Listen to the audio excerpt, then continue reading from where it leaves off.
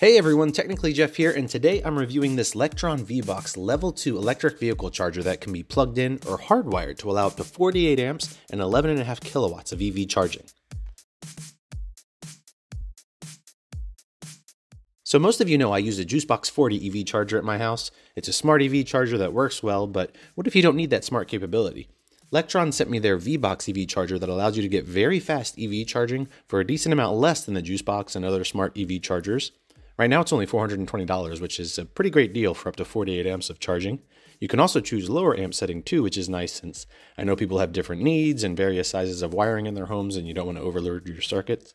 You can select either 16 amps, 24 amps, 32 amps, 40 amps, or the maximum 48 amps. So let's get it unboxed and take a look. Looking at the outside of the box here, I'll just highlight a few things. It works with all J1772 EVs. Again, it charges it up to 48 amps. It has a 20-foot cable. The specs are shown here, and one thing that's nice is you can see the operating temperature is from negative 22 degrees Fahrenheit all the way to 122 degrees Fahrenheit. So that's a decent range and should work for the vast majority of climates. And in the box you can see it comes with the charging station itself, a mounting plate, a J-hook for holding the cables, and the screws and anchors to mount everything.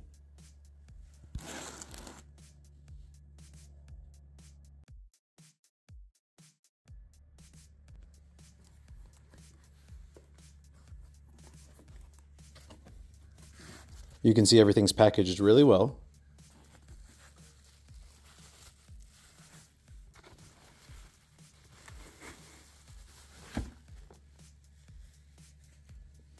We've got the manual here with all of the instructions.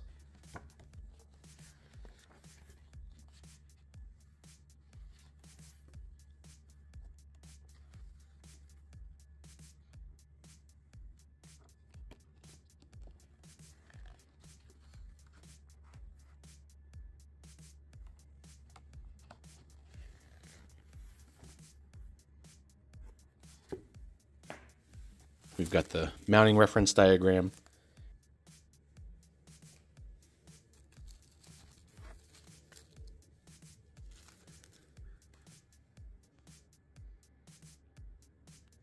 And we'll get the main unit out and take a look. All right, so I got it all unpacked here. Everything looks and feels high quality.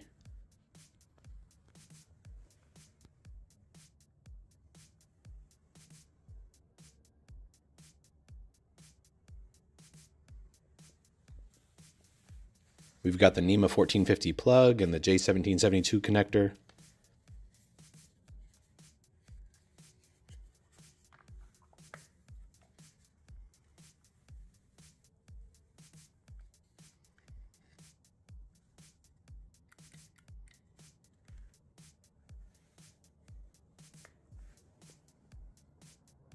It looks good, so let's test it out. All right, so I got it plugged in here, so let's turn it on.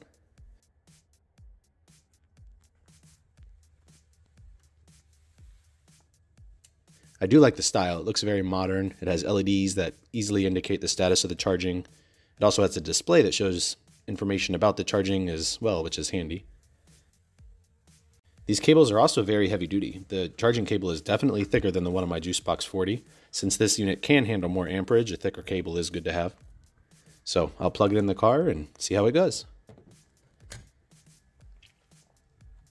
Now, one thing I do want to note, the VBox ships with the NEMA 1450 plug attached and with the default amperage set to 48 amps. You want to make sure you don't use it at 48 amps with it plugged in though. When it comes to electricity, continuous load should only be 80% of the maximum for safety. So for a 50 amp circuit, 80% is 40 amps. That's the maximum you should run if you're going to plug it in.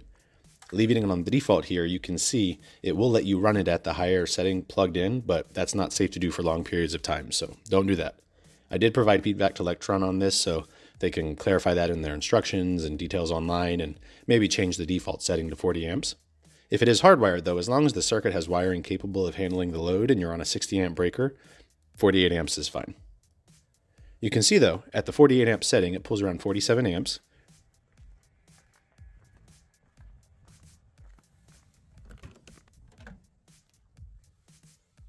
and the car is getting around 11.4 kilowatts, which is very fast. That equates to around 35 to 40 miles per hour of charging in my EV6, which is just awesome.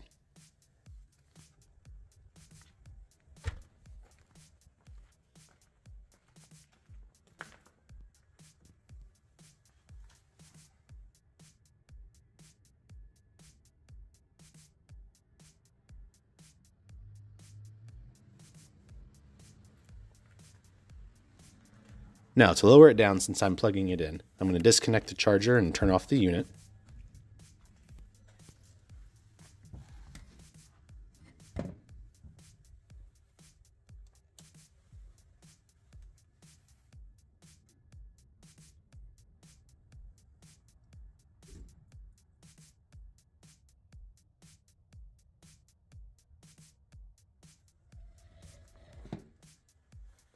Then looking at the instructions here, you can see there's a cover on the back we'll remove and set the amperage we want.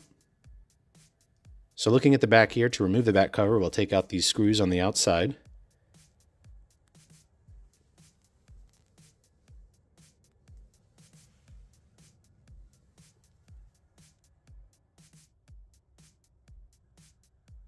Then we'll remove this little cover, which has a couple smaller screws.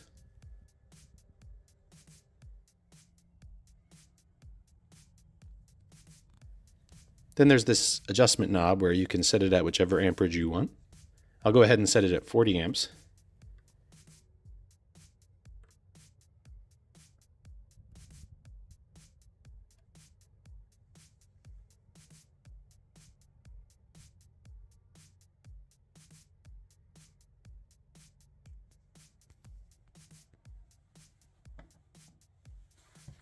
And put everything back together and test it out.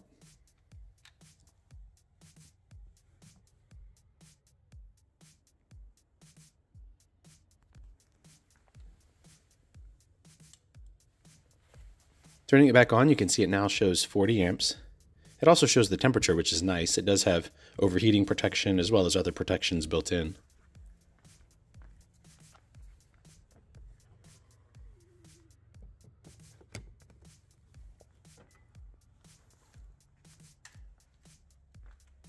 And plugging into the car, it ramps up the charging to just under 40 amps, which is normal.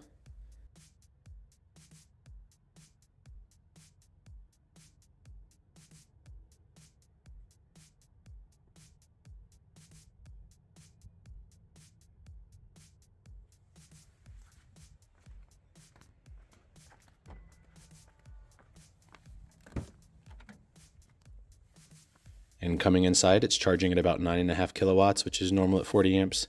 And that still allows you to get around 30 to 35 miles of range per hour of charging, which is really solid.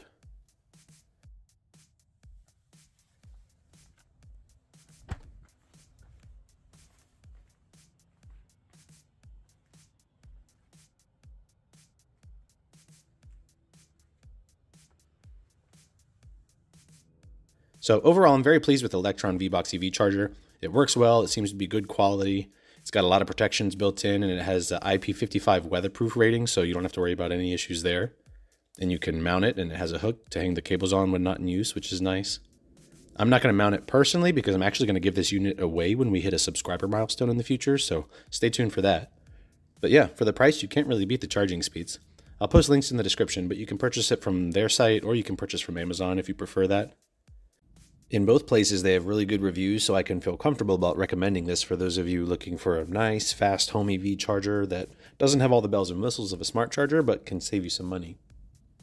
It's also universally compatible with all J1772 EVs, even if yours doesn't charge it up to 11.5 kilowatts like the EV6. With EVs, they only pull as much charge as they are capable of pulling from the EVSE, so you don't have to worry about overloading it if you have an EV that can only charge at, say, 6.6 kilowatts or something like that. But yeah, let me know if you guys have any questions on it. Stay tuned too for an upcoming review of the Lectron Tesla to J1772 adapter, as well as many other videos I have coming. I have a couple drag racing videos coming up I think you guys are going to really like between my EV6 and Ioniq 5, as well as a Genesis GV60 Performance. I also mentioned this in a recent giveaway live stream, but if there are any videos you guys want to see, anything about the EV6 or any products you want reviewed and tested, let me know and I'll do what I can to provide those for you. I'll also be doing a live stream Q&A soon, so stay tuned for that. I know a lot of people have been asking for that. But anyway, thanks for watching, and I will see you soon.